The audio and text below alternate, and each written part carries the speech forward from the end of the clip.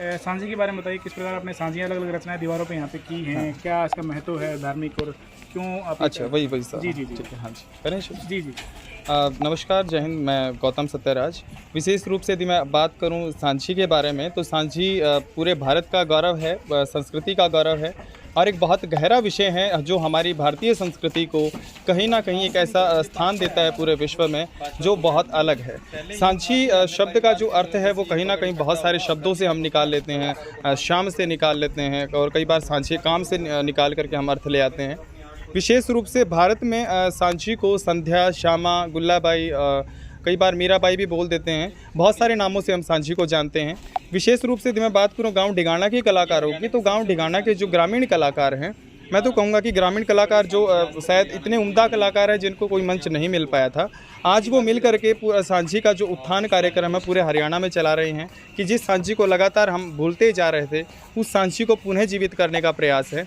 लगातार 5 साल से हम लोग सांची पर्व को बहुत अच्छे तरीके से मनाते हैं, और इसमें विशेष रूप से इस बार जो कार्यक्रम रखा गया, कार्यक्रम में लगभग 101 सांझियाँ हम स्थापित करेंगे, और हरियाणा की सबसे बड़ी सांझी भी हम लोग यहीं बनाएंगे, जो अपने आप में एक रिकॉर्ड रहेगा।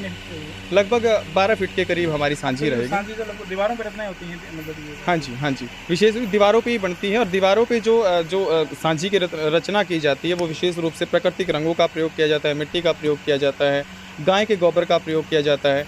यहाँ आप एक जो सोचने की और समझने की बात है, हमारे पूर्वजों ने जो निर्धारित किया कि प्राकृतिक रंगों का प्रयोग किया जाता है। गेरू का है, अगर हम लाल रंग का हमें प्रयोग करना है तो हम गेरू उठा लेते हैं। यदि हमें हरे रंग का प्रयोग करना है तो पत्तों को कूट लेते हैं। यदि हमें काले रंग का प्रयोग करना है तो जो बर्तनों पे जो काला रंग चढ़ गया उसका प्रयोग कर लेते हैं। मतलब प्राकृतिक रूप से हम लोग कलाकृतियाँ तैयार करते हैं। तो गौतम जी, धर्मिक क्या मानता है इसको? कन्याओं के लिए बनाते हैं आमतौर पर इसको, कि कन्याओं के लिए खासतौर पर? हाँ जी, नवरात्रों में आप जानते हैं कि कंजक पूजन होता है, लड़कियों का पूजन करते हैं हम। अंतिम जो हमारा नवरात्रा होता है, ठीक वैसा ही ये एक जो है चलन है कि जो सांझी का जो स्थापना होता है वो लड़कियों के द्वारा ही होता है। लड़कियां ही, कवारी लड़कियां ही बनाती हैं, लेकिन जो महिलाएं हैं वो सिर्फ अपनी बेटियों का सहयोग करती हैं। लेकिन इसका जो सांझी का जो जुड़ाव है, इसको जो बनाने वाले कलाकार होते हैं वो लड़कियां ही होती हैं। और ऐसी मान्यता है हरियाणा में कि जो लड़की जितनी सुंदर सांझी बनाती है, जितने गहने उसको पहनाती है, ठीक उतने ही गहने उसको ससुराल में जाते हुए मिलते हैं। ऐसी मान्यता है हमारे इधर, और बहुत सारी मान्यताएं प्रचलित भी हैं।